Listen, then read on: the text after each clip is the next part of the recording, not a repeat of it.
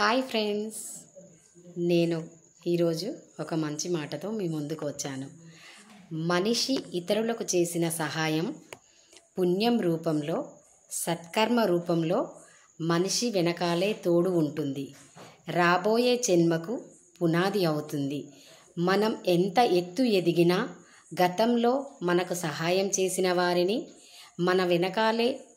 మన వెన్నంటే ఉన్నవారిని ఏనాడు మర్చిపోరాదు. స్వర్గ నరకాలనేవి ఎక్కడో లేవు. మనం జీవించినంతకాలం సంతృప్తిగా ఉంటే అదే స్వర్గం, అసంతృప్తిగా ఉంటే అది నరకం అవుతుంది. కాబట్టి అందరం సంతృప్తిగానే ఉందాము, స్వర్గంలోనే ఉందాము. ఓకేనా?